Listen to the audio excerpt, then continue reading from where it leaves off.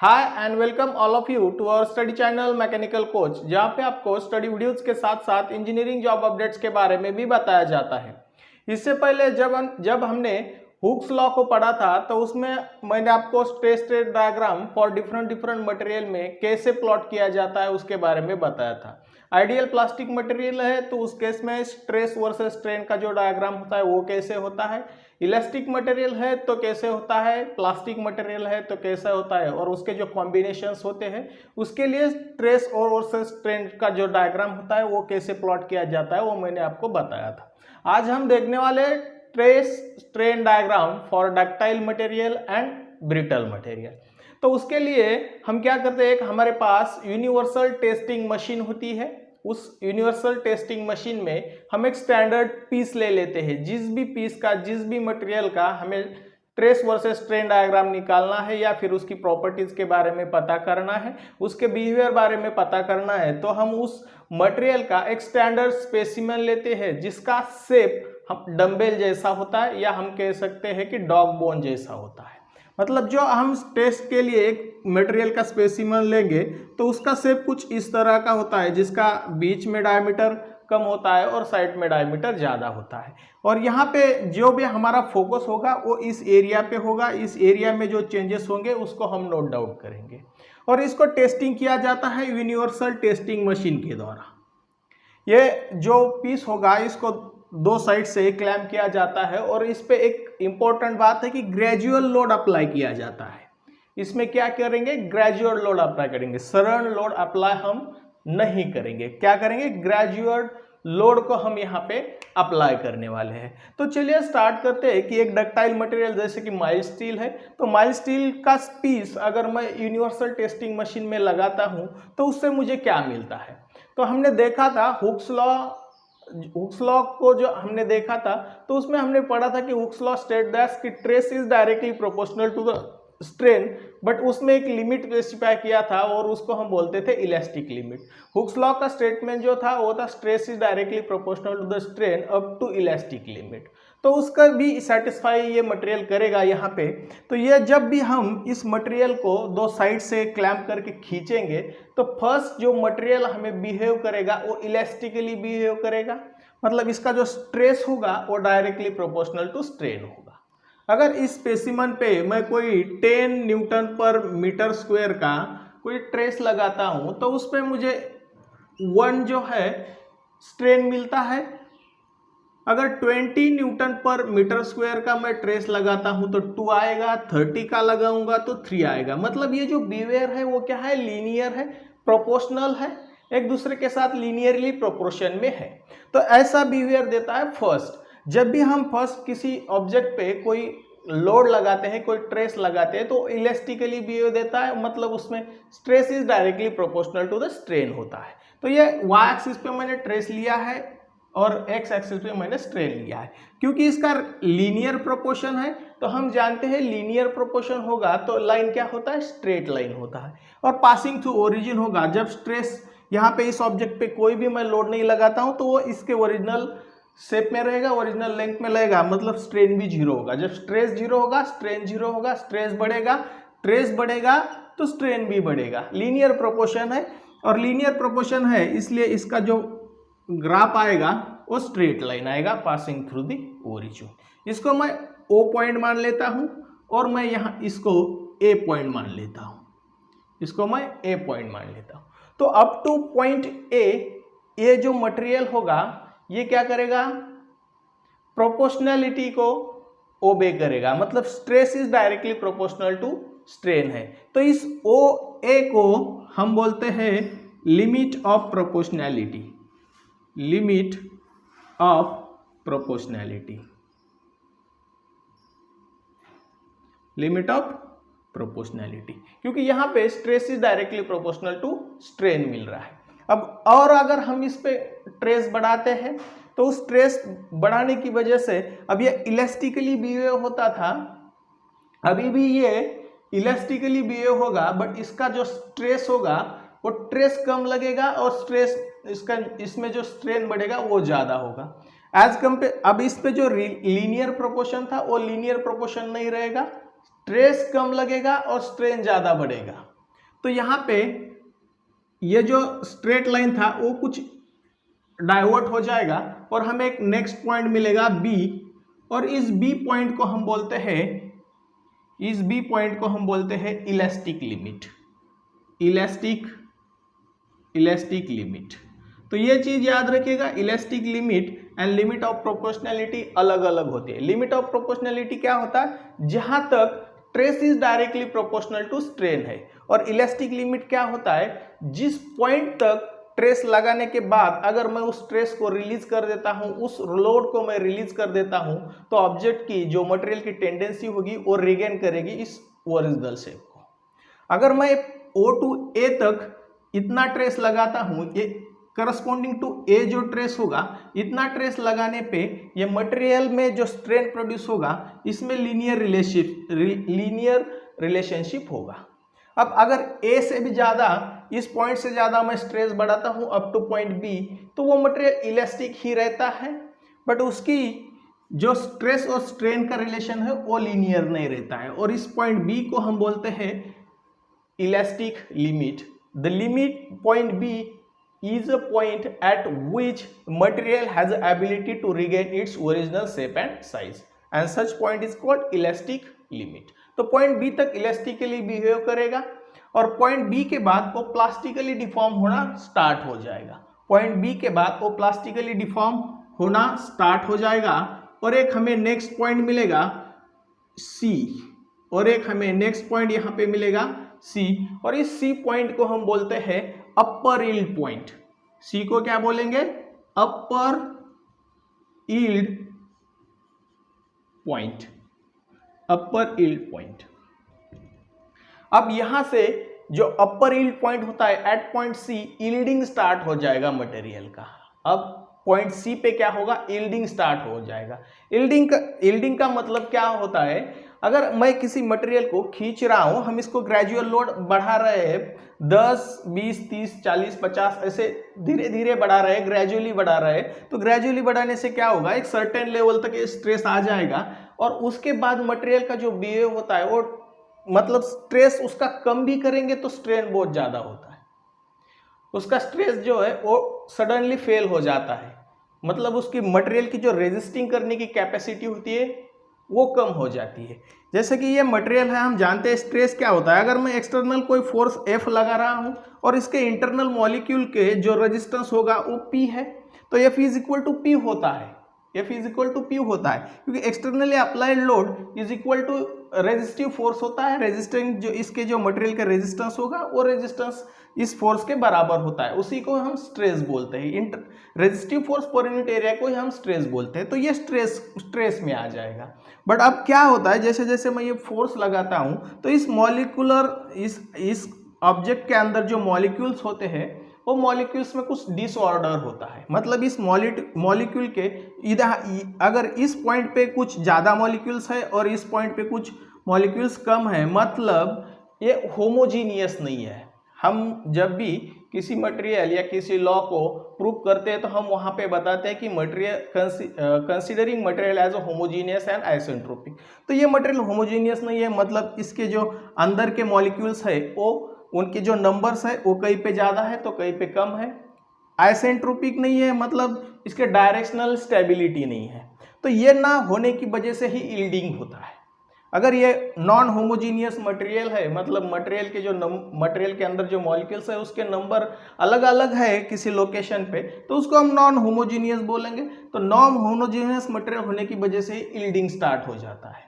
तो ये non homogeneous होगा तो ये मटेरियल की स्ट्रेंथ अलग अलग होगी, और जहाँ पे लूज होगी स्ट्रेंथ, जहाँ पे मॉलिक्यूल्स कम होंगे वहाँ पे स्ट्रेस कम लगेगा, तो यील्डिंग फर्स्ट वहाँ पे स्टार्ट होगी जहाँ पे कम मॉलिक्यूल्स होंगे। अगर ये एक ऑब्जेक्ट है और यहाँ पे बहुत ज़्यादा मॉलिक्यूल्स है और यहाँ पे कम मॉलिक्यूल्स है, तो ये ऑब्वियसली कम रेजिस्टेंस ऑफर करेंगे, तो ये फोर्स इस मॉलिक्यूल के रेजिस्टेंस तक जब आएगा तब ये मॉलिक्यूल्स डिफॉर्म होना चालू होंगे, और उसी को हम यील्डिंग बोलते हैं, उसी को हम यील्डिंग बोलते हैं। जिस पॉइंट पे ये यील्डिंग स्टार्ट होती है उसको हम बोलते हैं अपर यील्ड पॉइंट, और जिस पॉइंट पे ये यील्डिंग खत्म हो जाती है उसे हम बोलते हैं लोअर यील्ड पॉइंट। तो यहाँ पे क्या होगा, जो स्ट्रेस होगा वो सडनली ड्रॉप होगा, जो ट्रेस होगा वो सडनली ड्रॉप होगा, क्योंकि मॉलिक्यूल्स मटेरियल जो है नॉन होमोजेनियस और एनआइसेंट्रोपिक होने की वजह से ये बिहेवियर देखने को मिलता है। तो C2D को हम बोलेंगे यील्डिंग, C2D को हम बोलेंगे यील्डिंग। तो D जो पॉइंट होगा उसे हम बोलेंगे lower yield point, lower yield point, lower yield point. अब यील्डिंग खत्म होने के बाद, जैसे ही यील्डिंग खत्म होती है तो इस जो मटेरियल होगा उसके अंदर के जो मॉलिक्यूल्स होंगे उसके अंदर भी कुछ डिसऑर्डर्स होती है, और इस डिसऑर्डर होने की वजह से एक स्ट्रेन हार्डनिंग का कंसेप्ट यहाँ पे आ जाता है। जो डिसऑर्डर मॉलिक्यूल थे वो एक दूसरे को रोक लेते हैं और फिर ये अपना स्ट्रेंथ दिखाना, बहुत ज़्यादा स्ट्रेंथ ऑफर करते हैं, फिर ये बहुत ज़्यादा रेजिस्टेंस ऑफर करते हैं। तो यहाँ पे फिर हमें स्ट्रेस बढ़ाना पड़ेगा, फिर हम जैसे जैसे स्ट्रेस बढ़ाएंगे तो स्ट्रेन भी बढ़ेगा, बट स्ट्रेस और स्ट्रेन जो है वो बढ़ता ही जाएगा। तो यहाँ पे स्ट्रेस मुझे ज़्यादा लगाना पड़ेगा तो ये स्ट्रेस बढ़ता जाएगा, एक सर्टेन लेवल तक इसकी स्ट्रेस की जो वैल्यू है वो बढ़ती जाएगी, क्योंकि अब ये स्ट्रेन हार्डनिंग हो रहा है। मटेरियल के अंदर की जो भी डिसलोकेशन थे, जो भी प्लेन होते हैं, तो बहुत सारे रीजन होते हैं ये स्ट्रेन हार्डनिंग के पीछे, वो हम आगे चल के देखेंगे स्ट्रेन हार्डनिंग होता क्या है। लेकिन स्ट्रेन हार्डनिंग होने की वजह से ही अब ये जब लोअर यील्ड पॉइंट पे आ जाता है तो ये फिर एक रेजिस्टेंस क्रिएट करता है, मटेरियल अंदर रेजिस्टेंस क्रिएट करता है। रेजिस्टेंस मतलब स्ट्रेस क्रिएट करेगा अब इलांगेट होने के लिए। तो यहां से D to E मान लेते हैं, D to E तक इसका स्ट्रेस और स्ट्रेन बढ़ता रहेगा, लेकिन ये लीनियर रिलेशनशिप में नहीं रहेगा। और जो E पॉइंट होता है इसे हम बोलते हैं अल्टीमेट पॉइंट, इसे क्या बोलेंगे हम, अल्टीमेट पॉइंट। जो E होगा इसे हम बोलेंगे अल्टीमेट पॉइंट, अल्टीमेट पॉइंट। अब ये सबसे हाईएस्ट स्ट्रेंथ ऑफर करता है। एट पॉइंट E पे जो होगा उस हाईएस्ट स्ट्रेंथ होगा, हाईएस्ट स्ट्रेंथ तो हम बोलते हैं अल्टीमेट स्ट्रेंथ, करस्पॉन्डिंग स्ट्रेस को हम बोलेंगे अल्टीमेट स्ट्रेस। तो अल्टीमेट स्ट्रेस की किसी भी मटेरियल में अल्टीमेट स्ट्रेस की जो वैल्यू होती है वो सबसे ज्यादा होती है।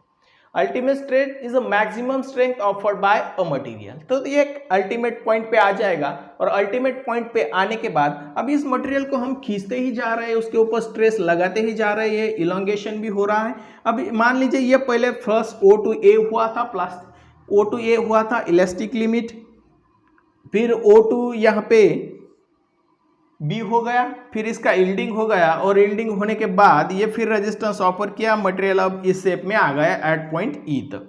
अब E पे आने के बाद फिर भी हम इसके ऊपर स्ट्रेस लगा रहे हैं, फोर्स लगा रहे हैं, तो क्या होगा, जनरल प्रैक्टिस में भी हम देखते हैं, अगर हम किसी मटेरियल को उसकी मैक्सिमम स्ट्रेंथ से ज़्यादा खींचते हैं, अगर मैं इस पेन के इसकी स्ट्रेंथ से ज़्यादा खींचता हूँ तो क्या होगा, नेकिंग फॉर्म होना स्टार्ट हो जाएगा, नेकिंग फॉर्म होना स्टार्ट हो जाएगा। ये मटेरियल फिजिकली डिफॉर्म होना स्टार्ट हो जाएगा, मतलब यहाँ पे नेकिंग स्टार्ट हो जाएगा। तो ये मटेरियल का जो शेप है वो डिफॉर्म होना स्टार्ट हो जाएगा, इसका जो एरिया है, इसका जो डायमीटर है वो कम होना स्टार्ट हो जाएगा एट पॉइंट U।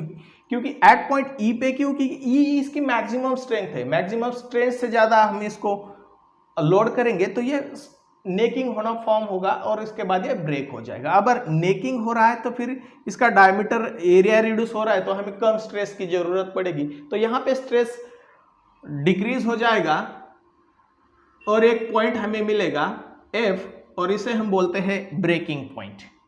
F पे क्या बोलेंगे हम, ब्रेकिंग पॉइंट, क्योंकि इस पॉइंट पे आने के बाद मटेरियल जो है वो ब्रेक हो जाएगा, फेलियर हो जाएगा। तो एक जनरल ओवरव्यू हमने बताया कि एक मटेरियल को अगर हम स्टार्ट से लेके कोई ग्रेजुअल यूनिवर्सल टेस्टिंग मशीन के द्वारा कोई ग्रेजुअल लोड अप्लाई करते हैं तो उसमें वो फर्स्ट इलास्टिकली बिहेव करेगा, उसके बाद वो धीरे धीरे प्लास्टिकली बिहेव करेगा, अपर यील्ड पॉइंट आएगा, लोअर यील्ड पॉइंट आएगा, फिर अल्टीमेट पॉइंट आएगा जहाँ पे उसकी स्ट्रेंथ सबसे ज़्यादा होगी स्ट्रेन हार्डनिंग की वजह से, और उसके बाद वो ब्रेक हो जाएगा। तो यहाँ पे कई मटेरियल में ये जो D है, तो D से यहाँ पे ऐसा होता है, D डैश मान लेते हैं इसको, तो ये क्या होता है, ये यील्डिंग होता है। ये क्या होता है, यील्डिंग होता है। यहाँ पे स्ट्रेस तो कांस्टेंट रहेगा, बस स्ट्रेन बढ़ता जाएगा, तो इसे हम बोलते हैं यील्डिंग जोन। और हमें ये इस यील्डिंग जोन की ज़रूरत नहीं होती है। जितना यील्डिंग जोन कम होगा उतना हमारा मटेरियल सेफर होगा, उतना हमारा मटेरियल सेफ होगा। क्योंकि यील्डिंग जोन ज़्यादा होगा तो उसका स्ट्रेन ज़्यादा होगा, मटेरियल डिफॉर्म ज़्यादा होगा, मटेरियल की जो प्लास्टिक डिफॉर्मेशन होगा वो ज़्यादा होगा। अगर मटेरियल प्लास्टिक डिफॉर्म ज़्यादा होगा तो हम उसको स्ट्रक्चर में यूज नहीं कर पाएंगे। क्योंकि अगर प्लास्टिक डिफॉर्म हो रहा है, मुझे इस पेन को ऐसे ही रखना है और अगर उसके ऊपर मैं स्ट्रेस लगा रहा हूं तो ये पेन ऐसे हो जाएगा, तो इसकी मुझे कोई ज़रूरत नहीं है। मुझे ओरिजिनल जो मैंने डिज़ाइन किया था वो ऐसे था, अगर उसके ऊपर स्ट्रेस लगाने के बाद वो डिफॉर्म हो जाता है, यील्डिंग हो जाता है, तो वो मेरे कुछ काम का नहीं रहेगा। तो ये जो यील्डिंग जोन होता है वो मटेरियल में अगर कम होगा तो वो हमारे लिए ज़्यादा बेनिफिट होता है, तो ज़्यादा बेनिफिशियल होता है। तो कई कई मटेरियल में ये यील्डिंग जोन ज़्यादा होता है, तो कुछ मटेरियल में ये यील्डिंग जोन कम हो जाता है, यील्डिंग जोन कम हो जाता है। अब पॉइंट O2A तक क्या है? इलास्टिक है। O2B तक हमारा बिहेवियर कैसा है? इलास्टिक है, मतलब उसमें रीगेन करने की कैपेसिटी होती है।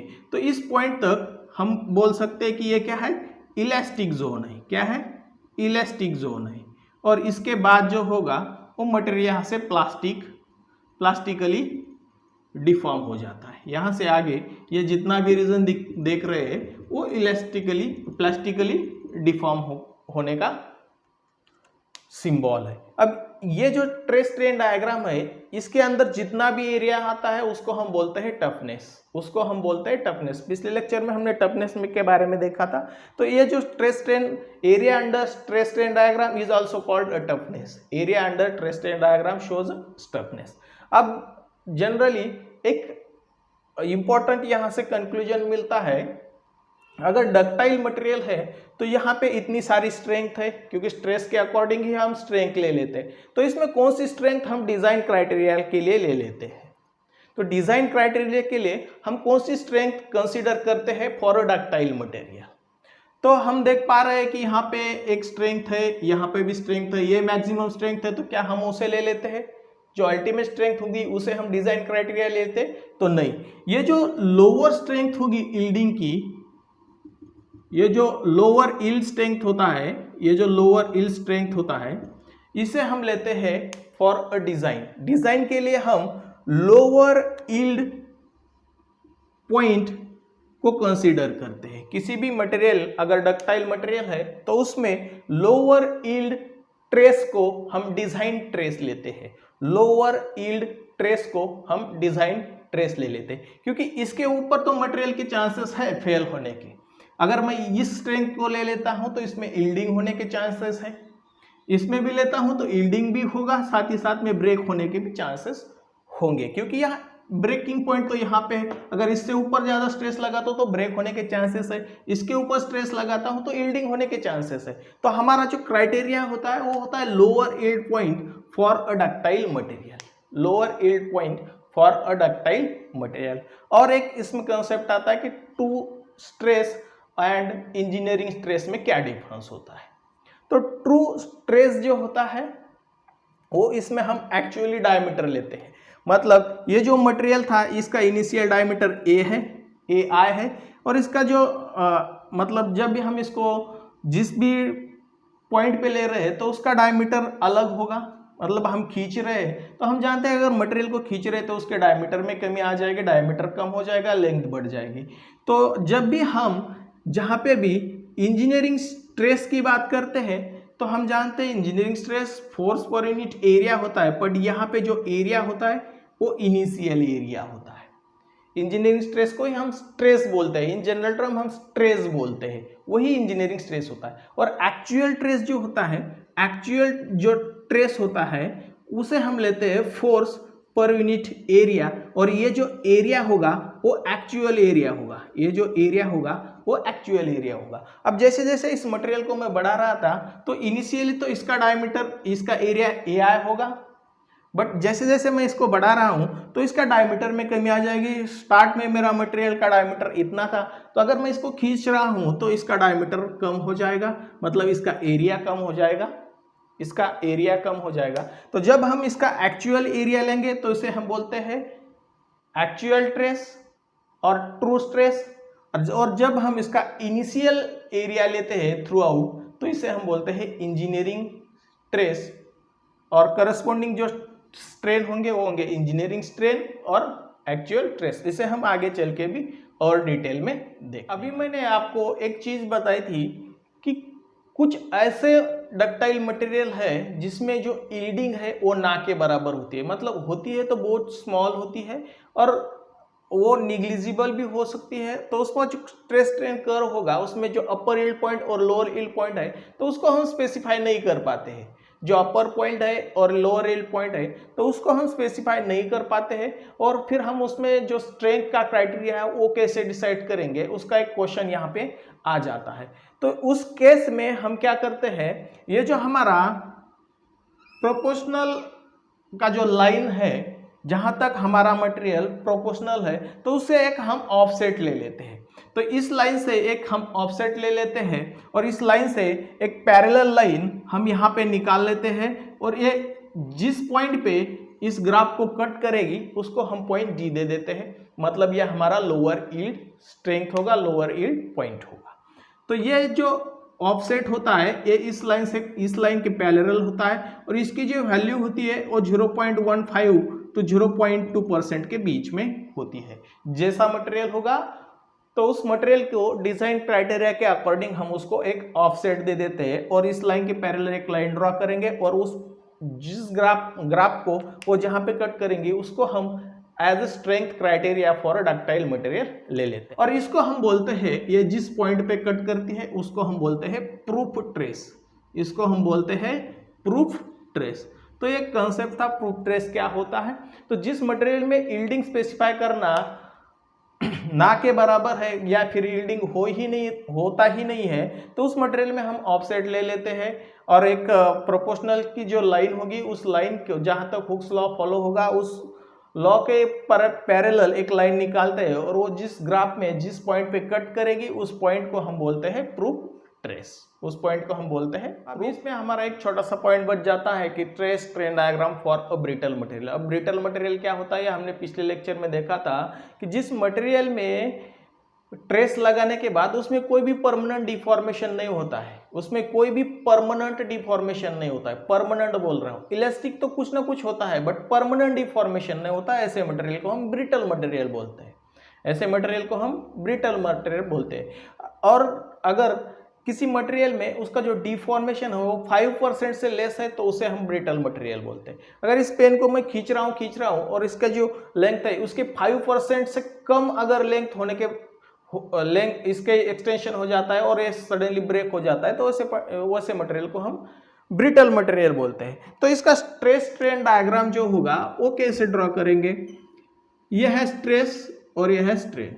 तो कोई भी मटेरियल हो वो फर्स्ट बिहेव करता है इलास्टिकली, मतलब हुक्स लॉ को फॉलो करेगा, तो एक प्रोपोर्शनल आएगा O to A, ये प्रोपोर्शनलिटी लिमिट यहाँ पे आ जाएगा। इसके बाद ये क्या करेगा, एक इलास्टिक लिमिट देगा, एक इलास्टिक लिमिट देगा।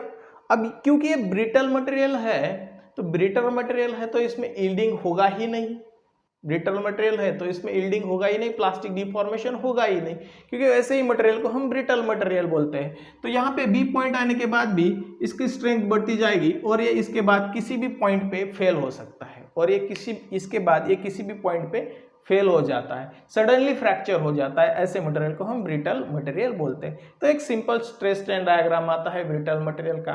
और ब्रिटल मटेरियल की जो स्ट्रेंथ होती है, अगर कोई मेरे पास ब्रिटल मटेरियल है तो उसकी जो कॉम्प्रेसिव स्ट्रेंथ होती है वो ज़्यादा होती है as compare to tensile strength. इसका मतलब ये नहीं है कि ब्रिटल मटेरियल की जो टेंसाइल स्ट्रेंथ है वो कम होती है डक्टाइल मटेरियल से। ब्रिटल मटेरियल की टेंसाइल स्ट्रेंथ डक्टाइल मटेरियल से ज़्यादा होती है, बट ब्रिटल मटेरियल का एक जो क्राइटेरिया होता है कि सडनली फेलियर होता है, मतलब इंडिकेशन नहीं देता है। अभी हमने देखा था अभी पीछे देखा था कि जो डक्टाइल मटेरियल है उसमें फेलियर होने से पहले क्या होता था, नेकिंग हो जाती थी।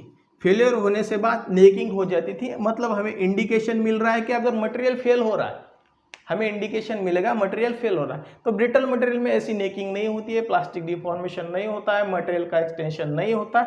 तो ये जो स्ट्रक्चर में हम ब्रिटल मटेरियल को यूज़ नहीं करते, उसके पीछे का रीज़न था कि उसमें जो इंडिकेशन होता है वो इंडिकेशन हमें नहीं मिलता है। लेकिन ब्रिटल मटेरियल जो है उसकी टेंसाइल स्ट्रेंथ डक्टाइल मटेरियल से ज़्यादा होती है और कॉम्प्रेसिव स्ट्रेंथ टेंसाइल स्ट्रेंथ से भी ज़्यादा होती है। जैसे कि कास्ट आयरन है, कास्ट जो ब्रिटल मटेरियल है वो कास्ट आयरन है, तो ब्रिटल मटेरियल का ज़्यादातर यूज़ हम कॉम्प्रेसिव ट्रेस में करते हैं।